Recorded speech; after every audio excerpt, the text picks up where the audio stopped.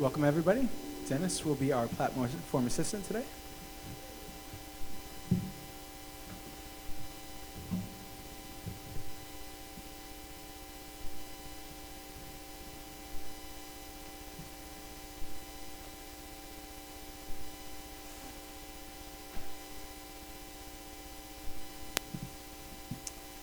Good morning. Happy Mother's Day. And a good morning to everyone out in YouTube land. And a special Dennis Ryan welcome goes out to Gene Robinson and Gwen White.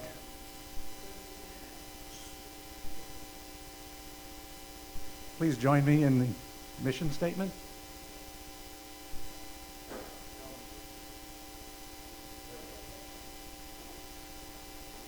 Welcome to Unity Church.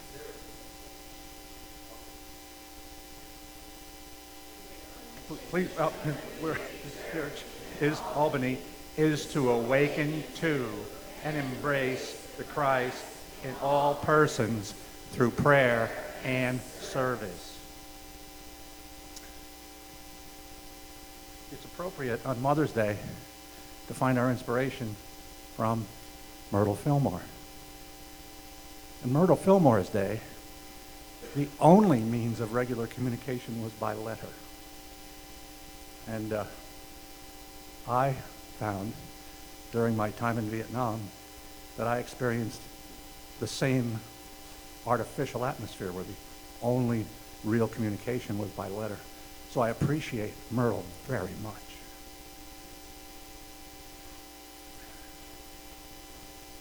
September 19, 1930. Our dear Fanny Wingate. Your little poem, Happy Day, which we have published in the September Unity Daily Word, is very sweet and beautiful. Why, of course, we knew it would come, that happiness report. When I wrote my last letter to you, I had a wonderful silence in which I saw such glorious things for you, and somehow the Spirit gave me the inner conviction that they were coming to pass. Really, they became substance right then and there. I just knew that your good was manifest. No two ways about it. I love to think about how much you have become, overcome, and how splendidly you are growing spiritually. Your faith in your divine image and likeness, implanted in you from the beginning, is bringing forth its works. The Master said that he came into the world not to be ministered unto, but to minister. He did not seek to be loved by others, merely to satisfy the human desire for affection. His great purpose was to love. He radiated love like the sun radiates light. It may seem strange, but the law works that way. By being anxious for love and more or less selfishly desiring that others love us, we tend to keep love in its fullness away. But when we put aside all striving for affection and give our attention to expressing love toward everybody and everything, then love comes to us without seeking. Love seeketh not her own. Love attracts its own and does not have to strive for anything. Your love gift is rich in the beautiful consciousness in which you sent it, and that came with it. Your consciousness demonstrates plenty in your own world and blesses all whom you contact. We thank you and bless you. Next week is going to be Silent Unity's Faith Week. We are going to give special emphasis to the bringing forth of faith. Faith will be the big idea we shall hold in mind. We lovingly invite you to join with us and know that you are bound to get results. Always lovingly, Myrtle. Myrtle writes the way we write. She underlines words that are important. She uses caps when it's important. It's easy to read Myrtle.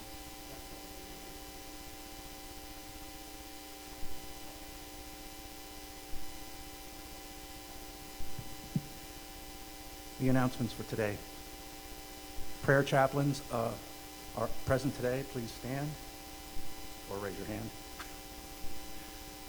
Bob, Ginger, and Dennis are available for prayer after service.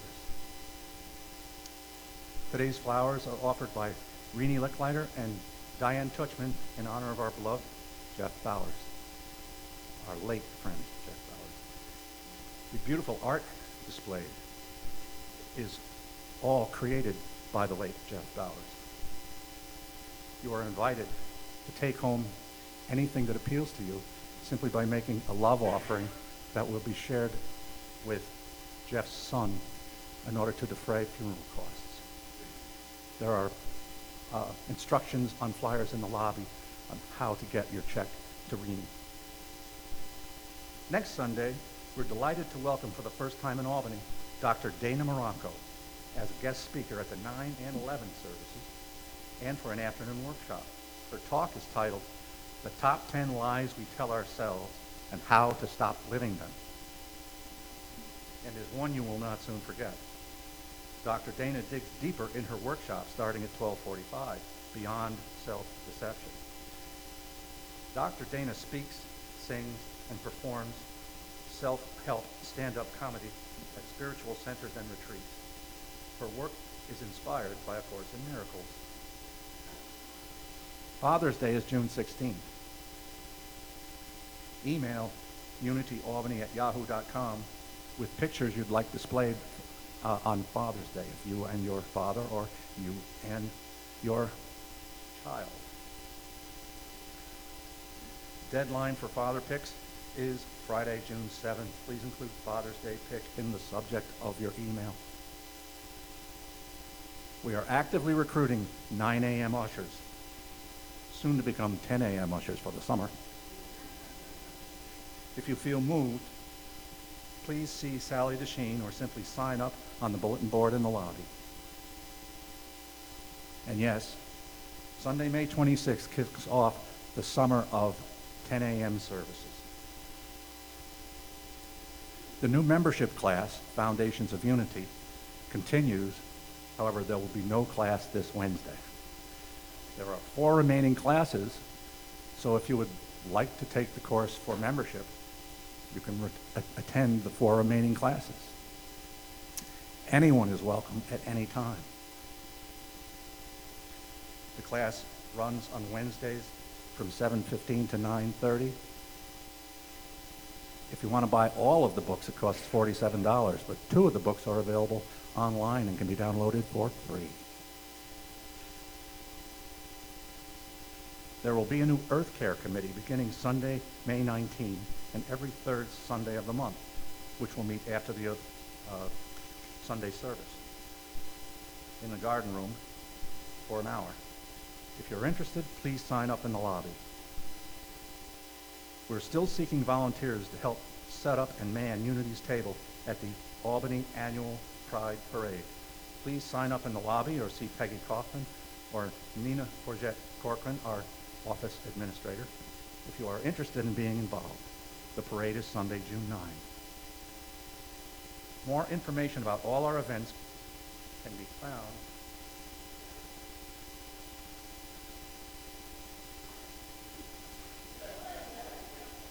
in the bulletin.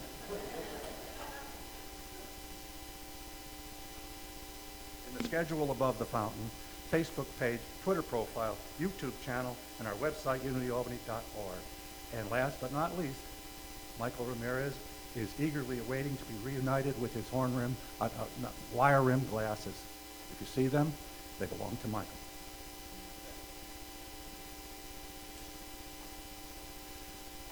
The word for Sunday, May 12th, is motherly love. I give thanks for the motherly love of God in all its human expressions. Unity co-founder Myrtle Fillmore has been called the mother of unity.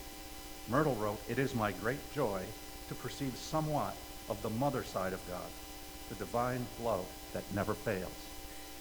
In prayer, I bless all who have played a motherly role in my life, not just the mother whose love gave me birth.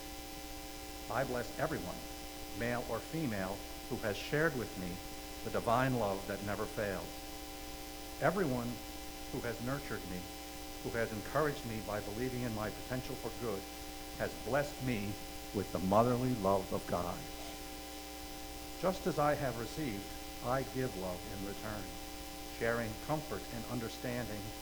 I am grateful to be an expression of motherly love. And from Isaiah chapter 66, as a mother comforts her child, so I will comfort you. You shall be comforted in Jerusalem.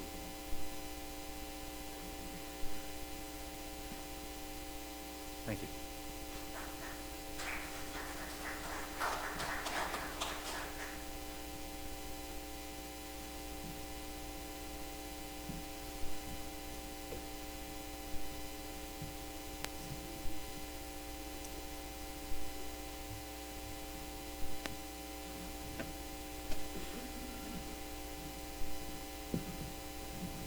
Anybody have a guitar pick? Actually, it was serious for a second. All right. So this is one of two Mark Shepard songs we get to do today. Feel free to jump in once you get the tune.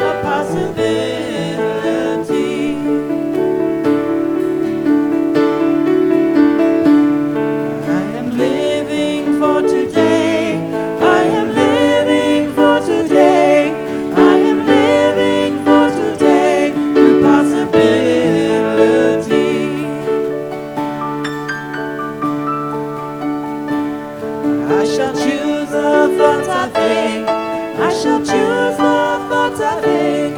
I shall choose the thoughts I think through possibility.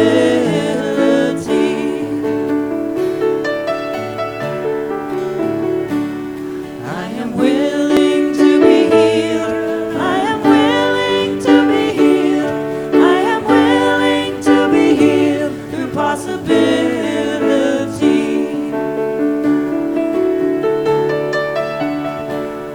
When I'm empty, I am full. When I'm empty, I am full. When I'm empty, I am full of possibility.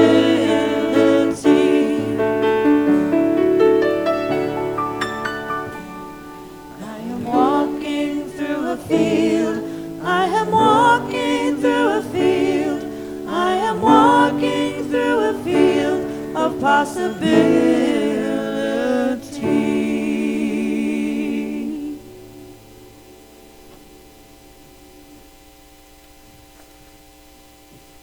Well, good morning.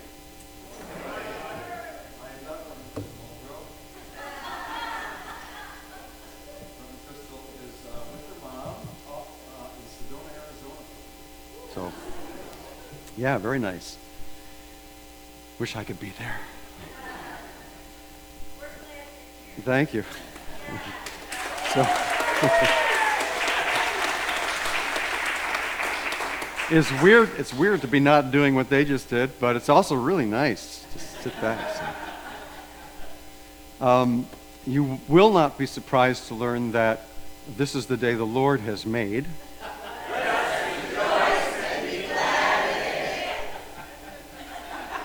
You got it. I wanted to start by first especially welcoming and honoring all mothers who are with us today. As we heard in the daily word, it was a really nice daily word about how we all can be that mother spirit in the world and offer comfort and nurturing presence to each other. We especially honor those who have actually physically carried out the amazing, enormous task of giving birth. And so I wanted to share this prayer for you and for all of us. Dear God, we give thanks for mothers, our own and all others.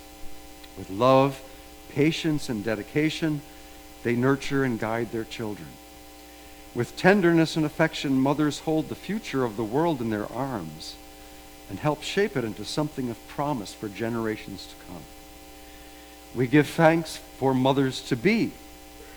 May all their decisions and actions bless them and the new life that is growing within them.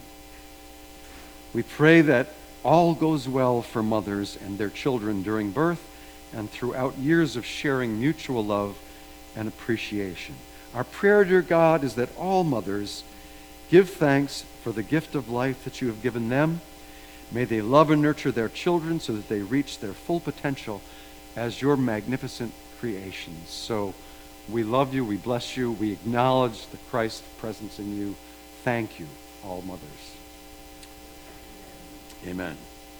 Is anybody here for the first time today? If you'd raise your hand, we'd love to give you a little gift. Anybody? Okay. Anybody that's shy and just didn't want to do it and now can do it? No.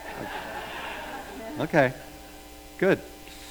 Then I don't need to really tell you how prayer works here. You all know that by now. We have a prayer box in the lobby and the slips in the pews.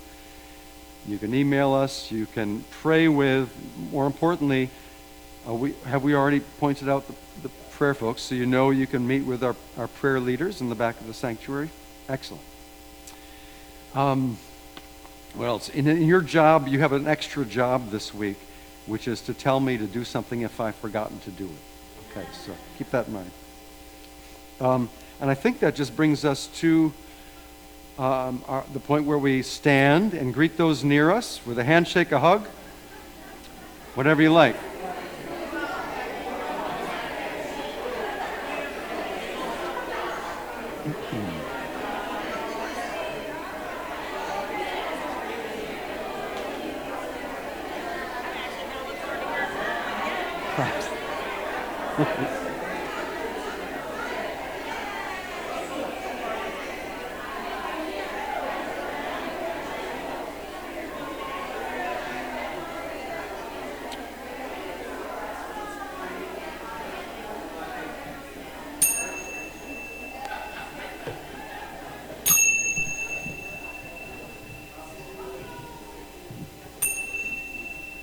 Okay. We are ready as soon as Gary gets it up on the wall to do our statement of oneness together.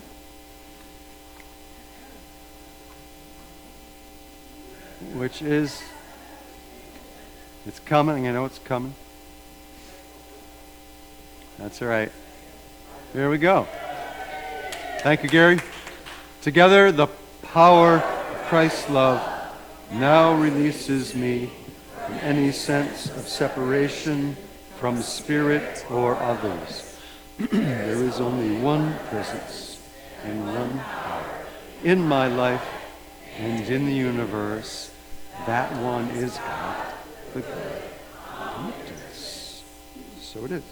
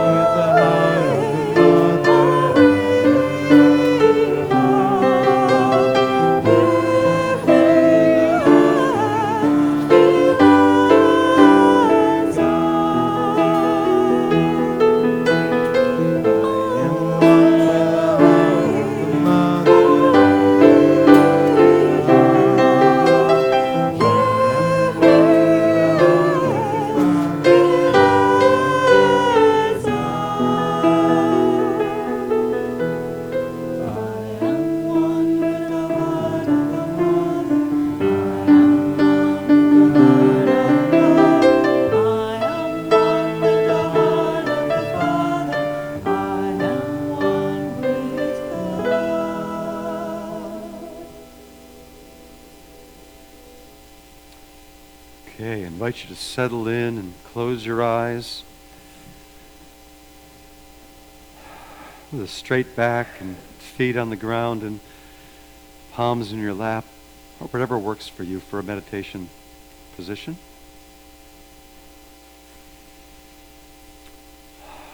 We just breathe in that essence of the divine as mother, as father, as love. And let's take a few moments to just tune into our breath.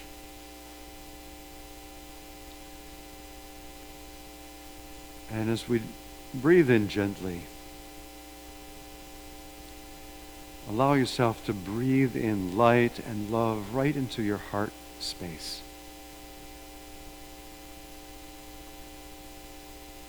And as you breathe out, allow it to just release itself into your entire being.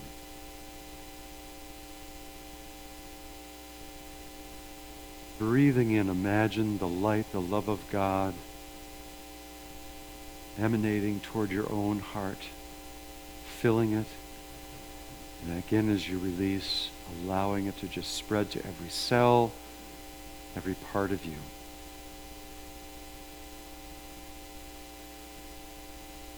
And begin to imagine the heart of the mother, the heart of the divine, occupying the same space as your heart.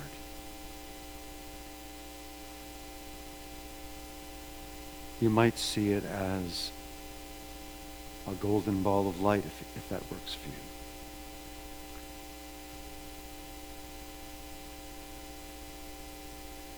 Allow that light to burn more brightly, to continue to fill your being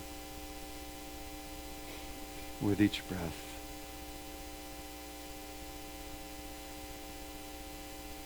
Now I invite you to imagine it growing as you breathe.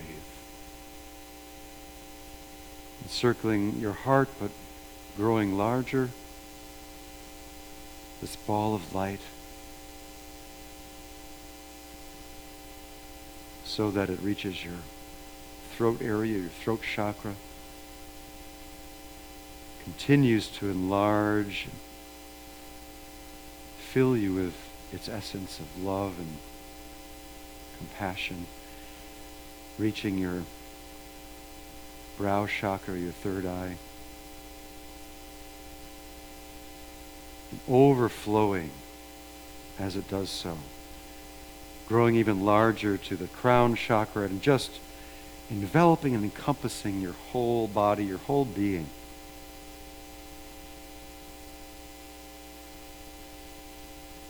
Feel one with that light of love and goodness.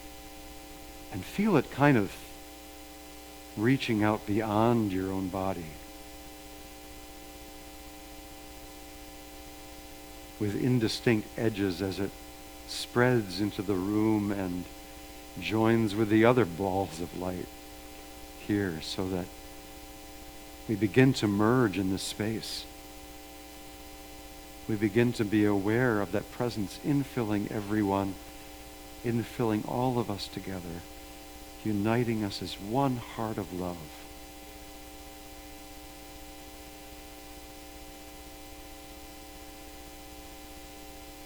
Becoming one big circumference, one big field of love in this room. And beginning to envelop the entire sanctuary, the whole building, spreading out beyond this edifice into the city around us, reaching out and touching other hearts, reminding them of this oneness, of this presence of deep, deep love and compassion that always encircles us all. And as we begin to move into some moments of silence, I invite you to just bathe in that motherly presence, knowing that all your cares are met, that you are held eternally in love in the silence.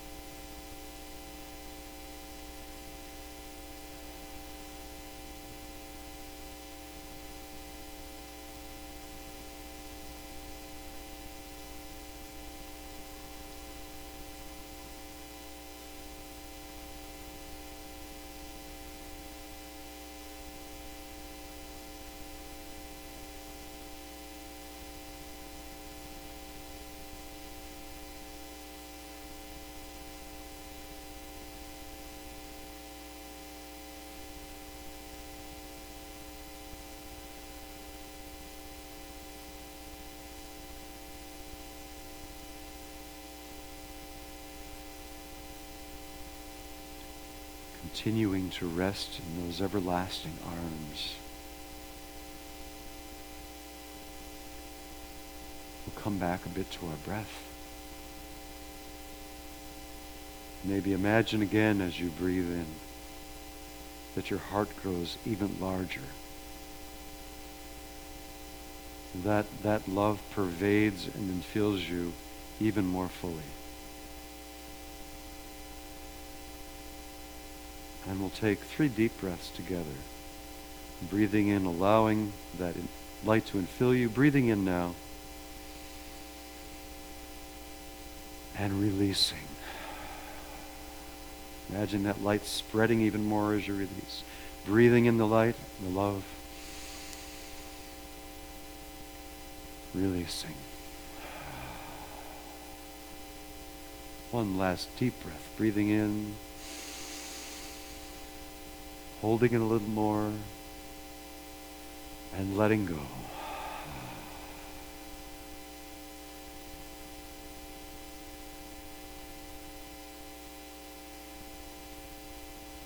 Taking a moment maybe to wiggle your fingers and toes and your wrists.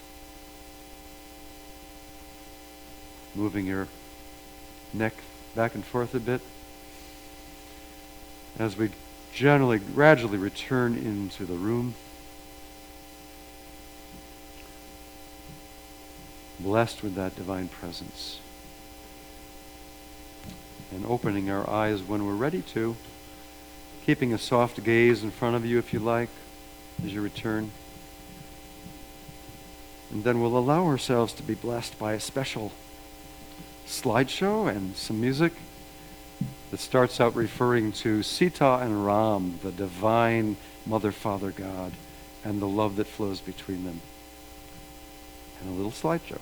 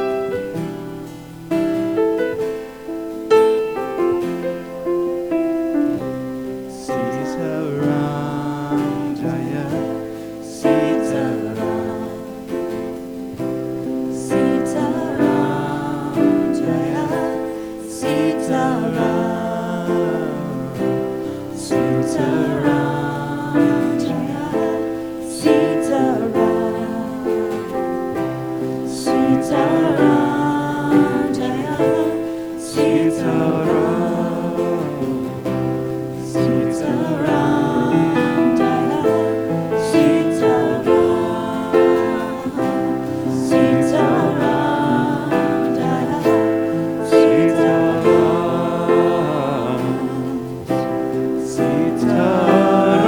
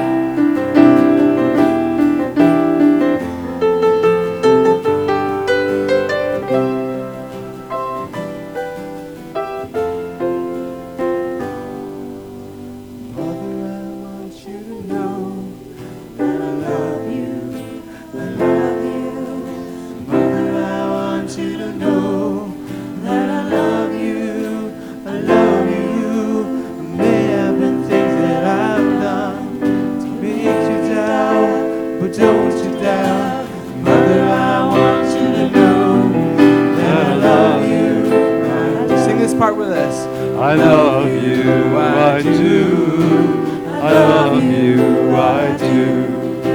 I love you, I do. I love you, I do. I love you, I do. I love you, I do. Last time. I love you, I do. I love you, I do.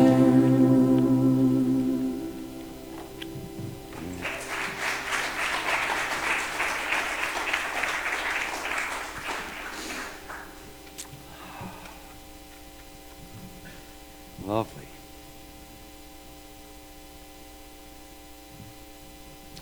Well, good morning again and happy Mother's Day again. And we are one with the heart of the mother, with the heart of love. We are one with the heart of the Father. Though we have many names and images for God, certainly that parental image is the most prevalent. And we'd have to say the paternal parental one has been the most prevalent for a lot of millennia, probably. It's changing.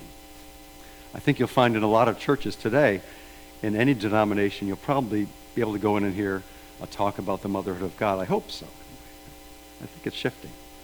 But Unity has been using the term Father, Mother, God since its inception in the late 1800s, because the Fillmores were inspired by a number of people, including the founder of Christian Science, Mary Baker Eddy, who preferred that term way back then. And, it's great to be able to use both terms because we're acknowledging that divinity encompasses and surpasses any kind of gender, or it also conveys aspects of masculinity and femininity, strength and wisdom, compassion and caring. But any name is a kind of a box, is it not? Whether it's of God or one another or anything. And we like to be able to say we know what this is, and I'm going to put it right here on this shelf, and then I won't really have to think about it again because I know what that is. We've been doing that since the Garden of Eden. That was Adam and Eve's first job, is to label everything. We like to think that we know what things are and thus who we are in relation to them. So of course we do the same thing with God. We try to pare down and delineate and fit it on our shelf. I think maybe that's why the Jewish people, they're a little wiser. In fact, wisdom is one of their names for God. It's a feminine name, Sophia in Greek, or Hakma in Hebrew.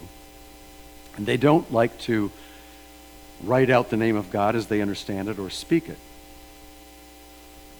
There's some wisdom there, and also true in the Taoist tradition. That word Tao, they don't say that means God necessarily, but it certainly has divine attributes. Listen to this section, this passage from the Tao Te Ching. The Tao that can be told is not the eternal Tao. The name that can be named is not the eternal name. The nameless is the origin of heaven and earth. The named is the mother of the 10,000 things.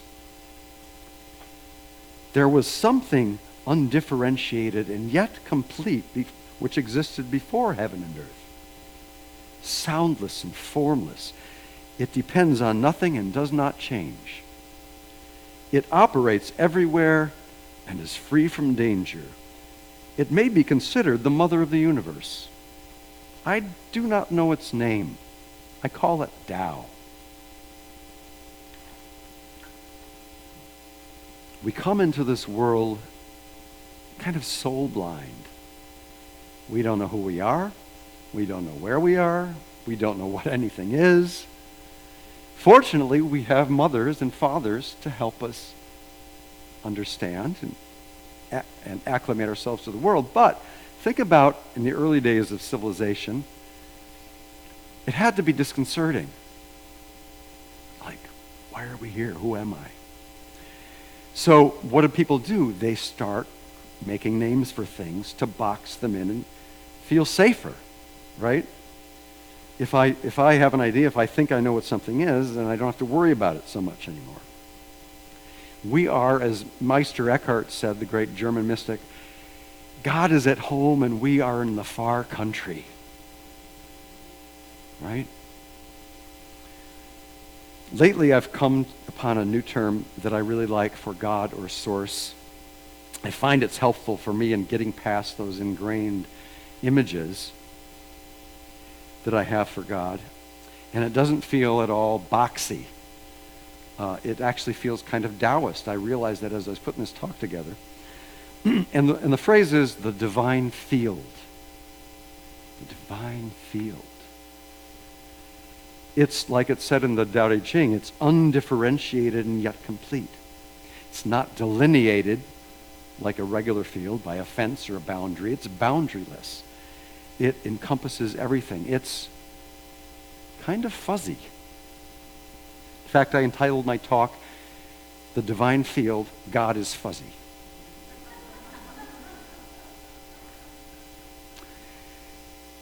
You know, I still will need to employ these ideas of God as Father, Mother. In my prayer, I often will pray to the Father or to Jesus. But I'm finding in meditation, this idea of just being immersed in the divine field is very powerful. As it turns out, thinking about it, divine field feels like a very feminine image for God. It's womb-like, right? It encompasses, it envelops all. We have come from the divine field, I would say, into this life. And I think we believe that when we exit this life, we return to God or the divine field. But the divine field encompasses all. We can never be separate from it while we're here in this world of separation. The mother, yours and mine, the archetypal mother figure, I think is like the prime agent for God, for the divine in this world. I mean, think of the miracle of birth and gestation. If we're going from this place of complete oneness, complete peace, unconditional love, and we're having to migrate to this world as it is, it's not always that way, I have to say. The mother becomes the agent for that field, encompasses us in the womb, creates this oceanic experience for us where we don't experience a separation. Every need is taken care of. We're actually even physically connected to that being. For 9 months in the beginning, if conscious, I don't know when consciousness really begins to reside there, but in the beginning, it's a big ocean.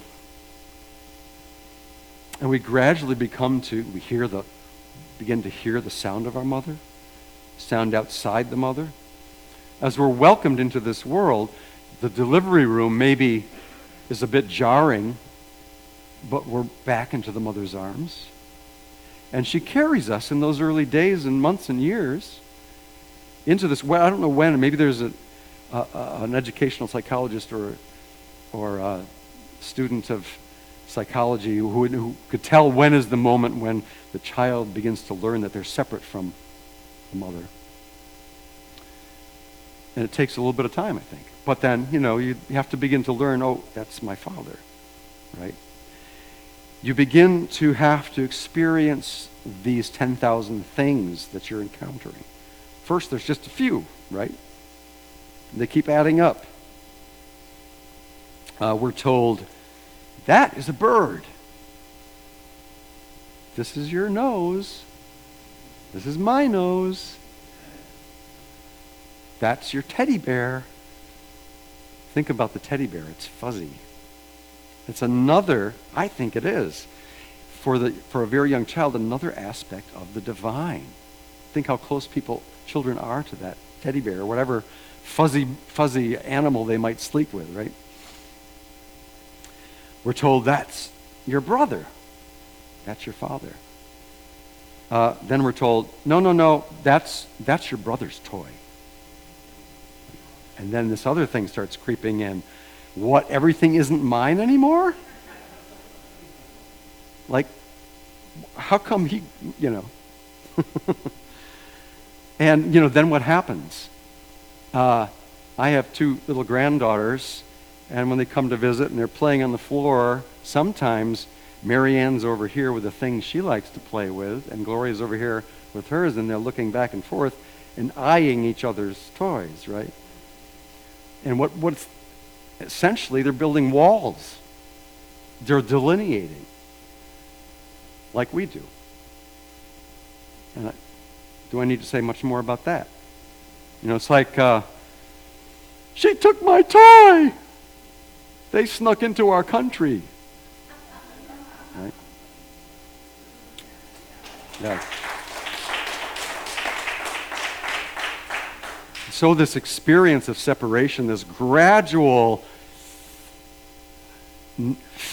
these feelings that come up of fear, of loss, of betrayal and jealousy, they become the big stumbling blocks for us to re-experience that fuzzy field of the divine.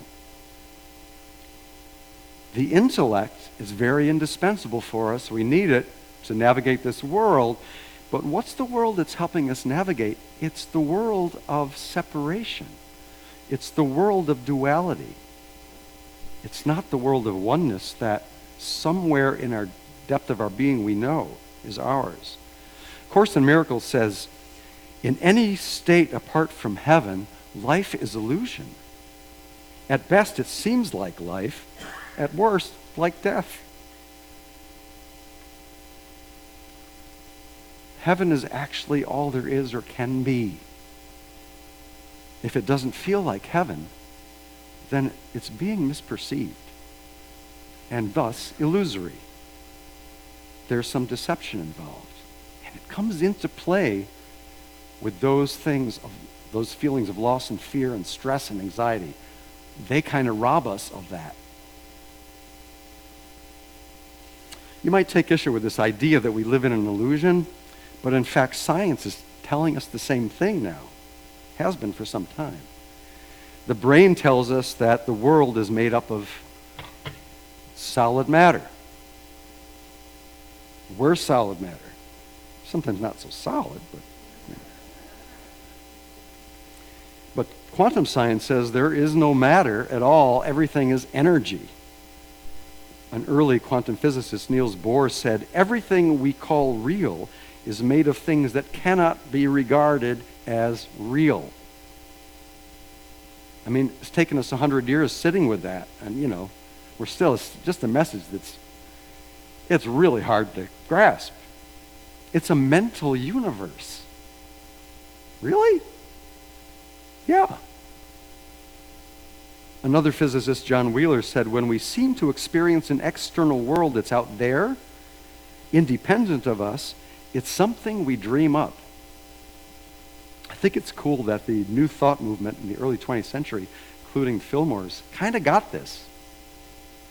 They realize what's happening in the world is happening in the mind, and we can change it there. I pick up this piece of paper. I hear it, I feel it out here in front of me.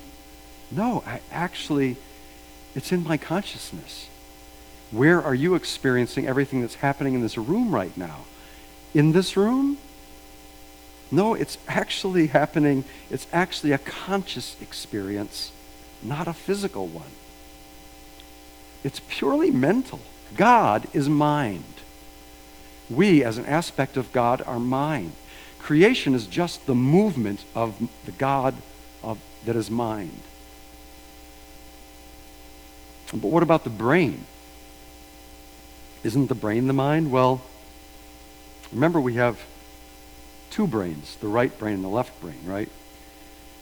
There's a brain scientist, Jill Bolte Taylor, who made a startling discovery of the differing functions.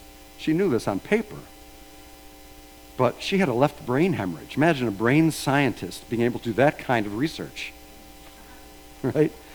She had a left brain hemorrhage, which means it wasn't doing anything. And she had to be in the hospital, of course, and she was there. She had this experience for days. You can hear her TED talk about it. But what she discovered when the left brain shut down is that it turned off her ego mind. That voice that's always yakking in the background. It turned off stress and it turned off fear. She was left with a feeling of nirvana, of oneness with everything else.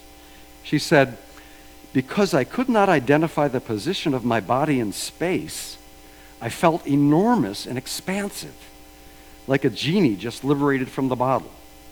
And my spirit soared free like a great whale gliding through the sea of silent euphoria.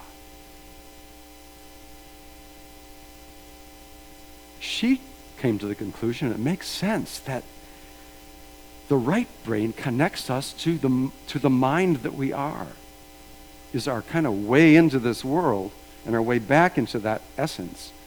But the left brain has this weird job of stepping it all down into this backlot sound and light stage that we call reality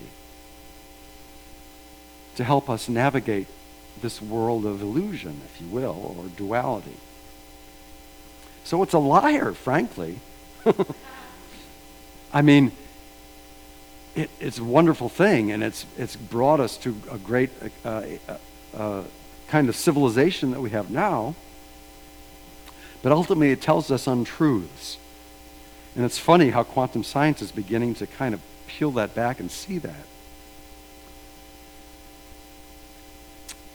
Taylor puts it this way at the conclusion of her talk. She says, right here, right now, I can step into the consciousness of my right hemisphere where we are.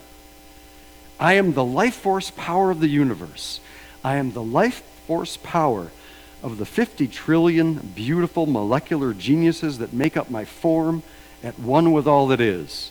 Or I can choose to step into the consciousness of my left hemisphere, where I become single, individual, solid, separate from the flow, separate from you.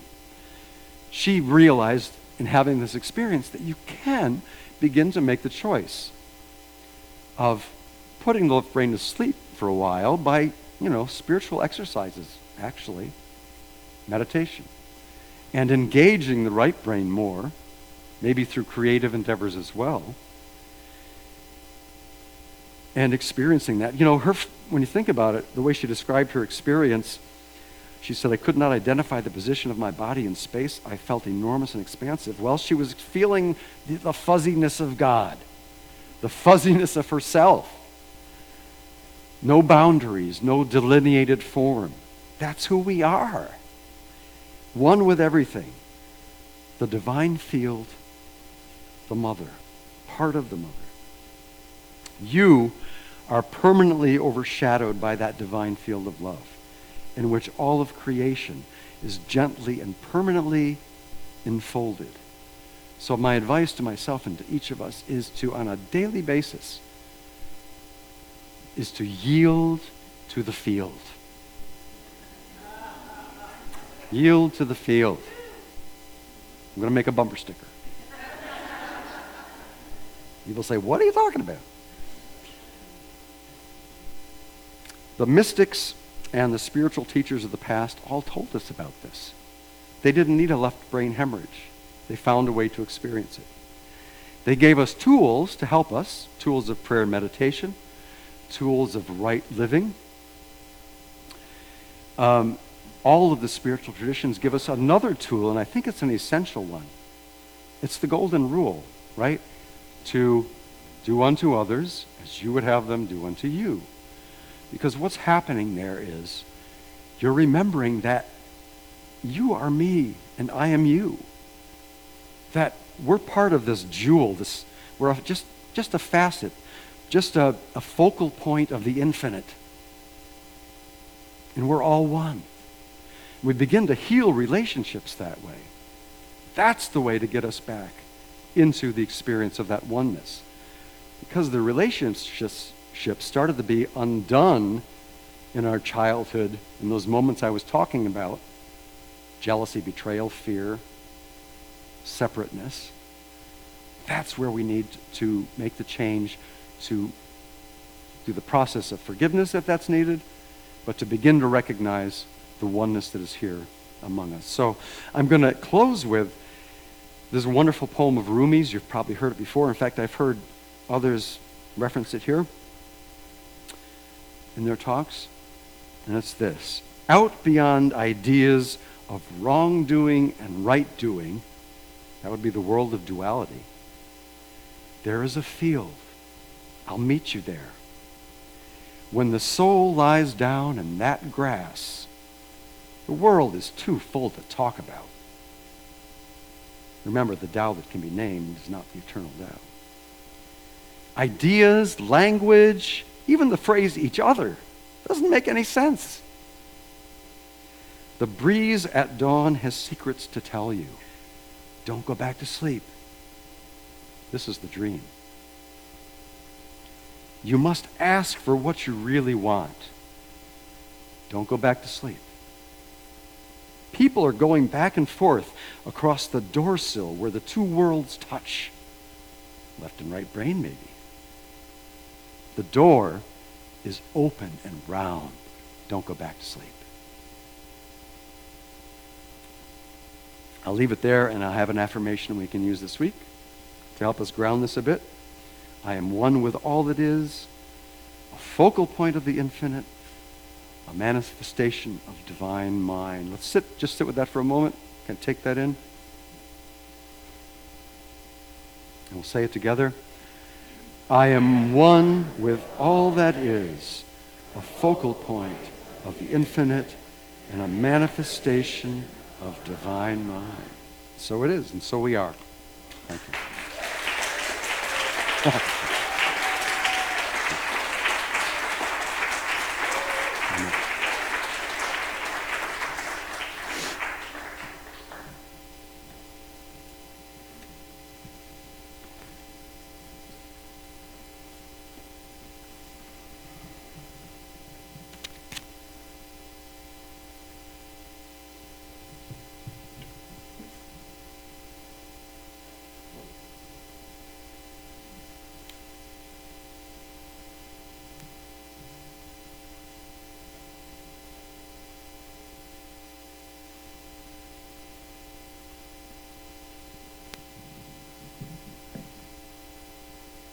Another really nice Mark Shepard song that we get to do called God is Home.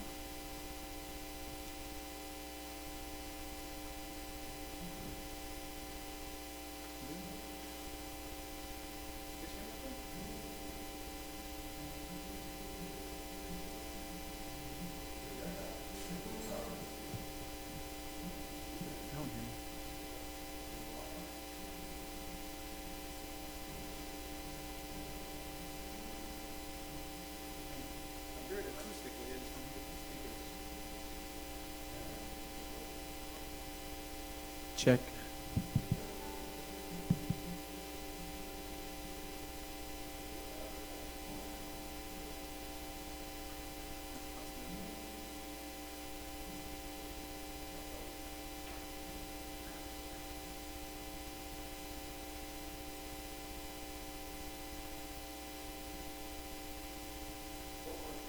Okay.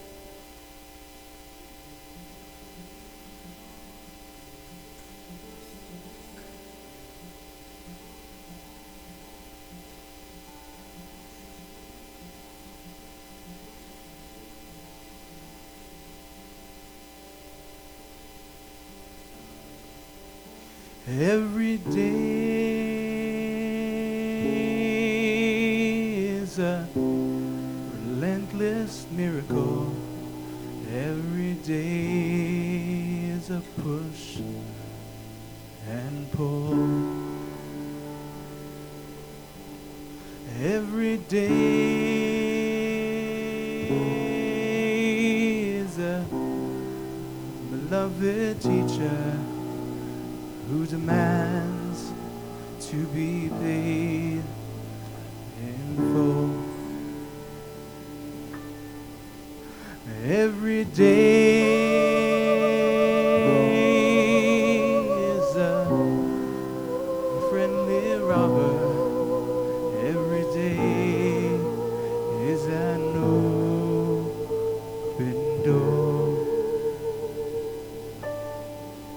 Every day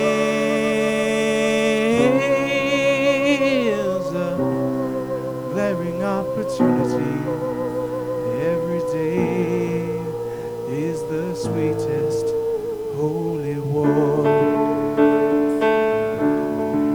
God is at home in the Of our country, God is home. We get closer every day. God is at home, and we've been in the Of our country, God is home. we get closer every day. Every day is a dusty desert rose, thirsty for the evening dew. Every day is a heart still longing for the love that's true. God is at home, and we've been in the Of our country, God God is home. We get closer every day. God is home, and we've been in the far, of our country. God is home. We get closer every day.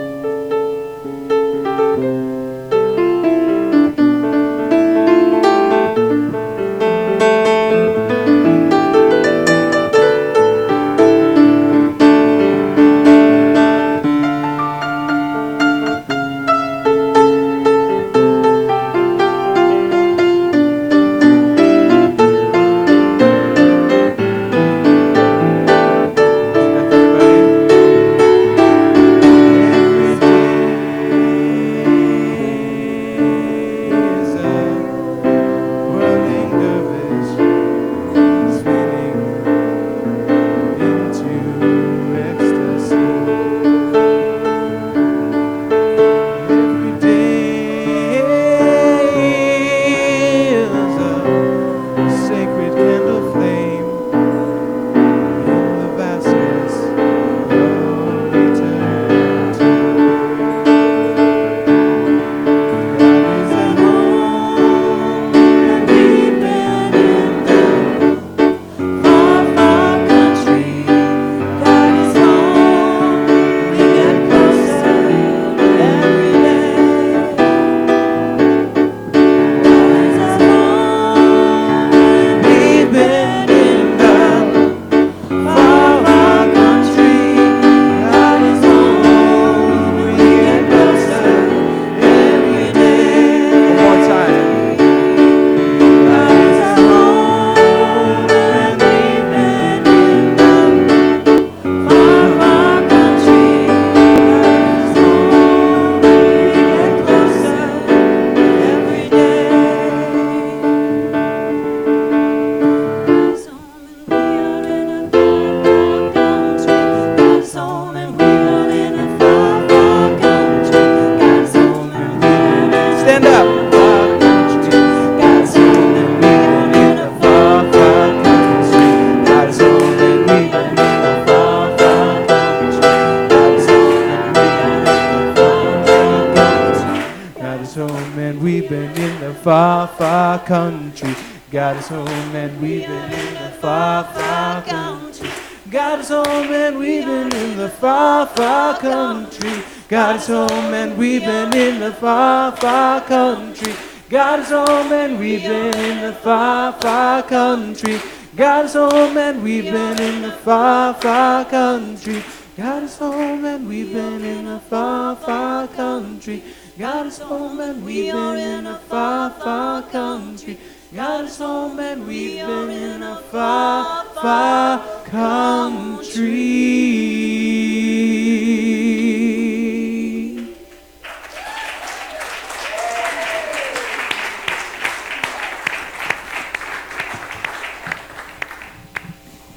That was way cool. It's our offering time. So I invite you to take a moment to find what you have to offer today. Allow it to come from a deep place of gratitude and joy. And as you're getting ready to do that and finding that, if you'd like, you can hold it to your heart. And we will say together our offering blessing. Together, divine love flowing through me blesses and multiplies all that I have, all that I give, and all that I receive. We are blessed to know that Spirit is our source. Thank you, Father, Mother God. And so it is.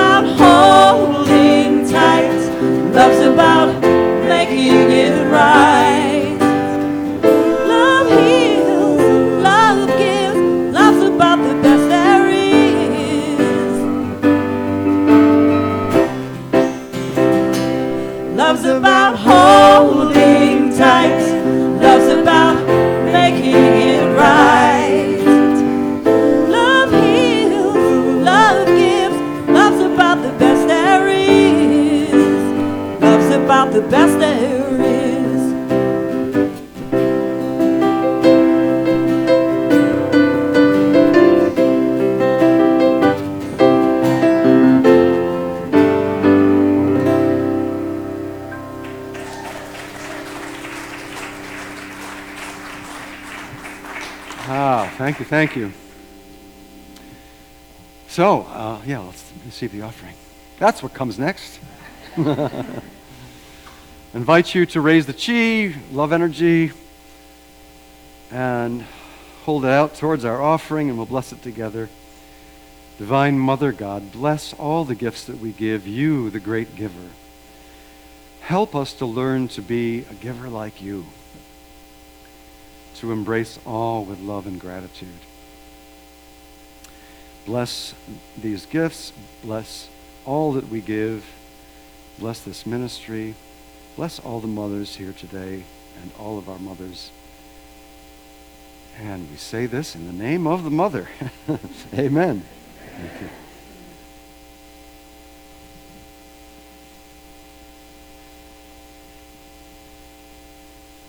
And what? Oh, are the kids? Yeah, I think they're probably our kids.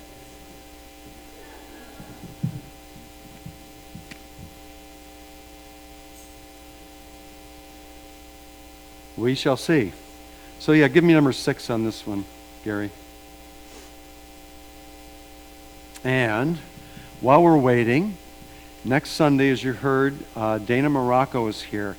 I had the pleasure of seeing her in action at a retreat I attended last October, and she's delightful.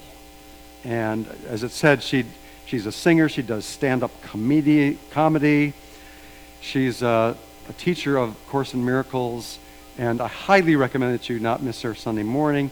And seriously, think about attending a workshop. If you sign up for it now, there's a sign up in the lobby, and Chris in the library will take money from you. You save some money. It's $25 today, $35 next week. And I think after you hear her next week, you're going to be like, I really want to do the workshop. So just word of advice.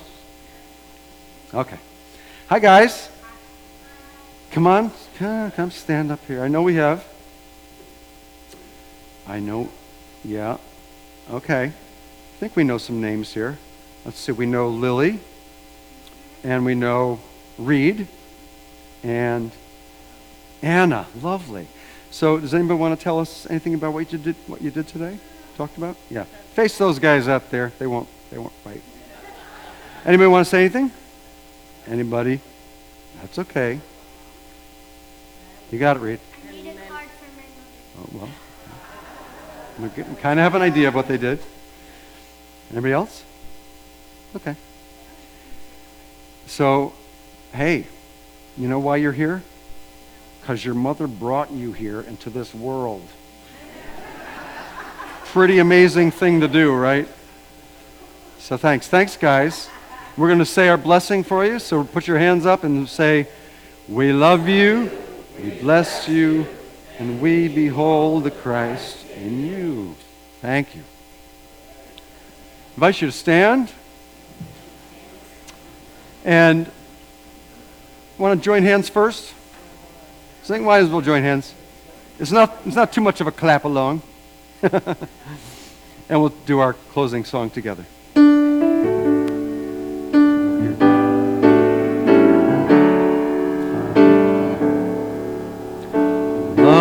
Love is my decision. It's up to me to give of my heart. Love is my decision. No one else can tell me to start. Once I decide to change my mind, God will show me how. Love is my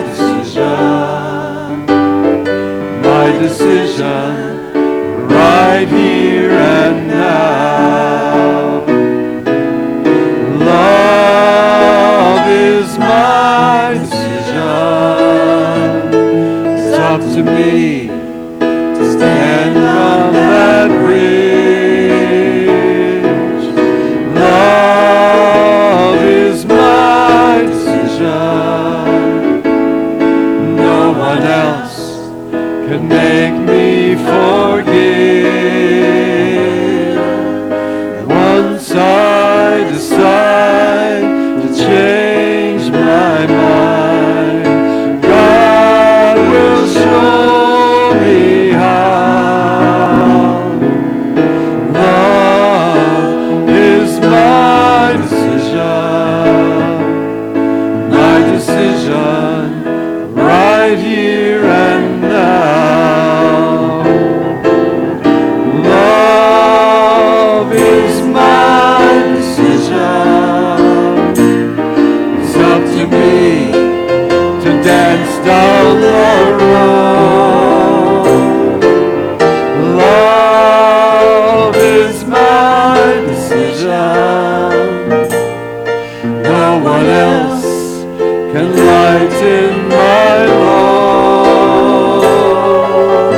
Once I decide to change my mind, God will show